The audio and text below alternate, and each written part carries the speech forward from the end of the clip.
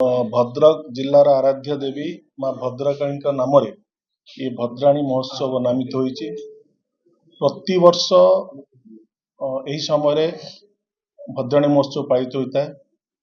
चलित वर्ष मध्य सरकार परिवर्तन होला परे से भद्राणी नाम भद्राणी महोत्सव पालन हो जाउछि, किंतु पूर्व वर्ष परी ए वर्ष भद्राणी महोत्सव निश्चिंत किछि ना किछि स्वतंत्रता भिन्नता रहिबो।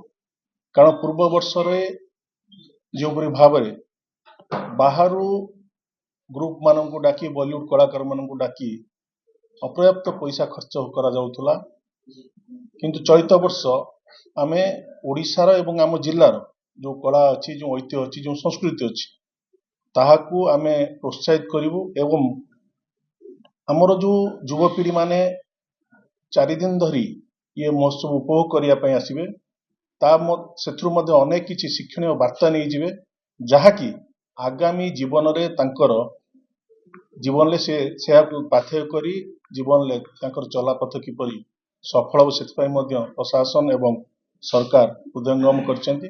सेथिपाई आज मान्यवर उच्च शिक्षा मंत्री करकमल रे जो भद्राणी महोत्सव 13 रु 16 तारीख पर्यंत 4 दिन धरी चलिबो, तांको करकमल आज एक ट्रेजर उन्मोचन करागला। मु आशा करी माँ भद्रकाली बाबा आखंडी निकट प्रार्थना करी ये महोत्सव किपरि अधिक सफल हो, सेथिपाई आपण मानकर मध्य सहयोग कामना करी। धन्यवाद।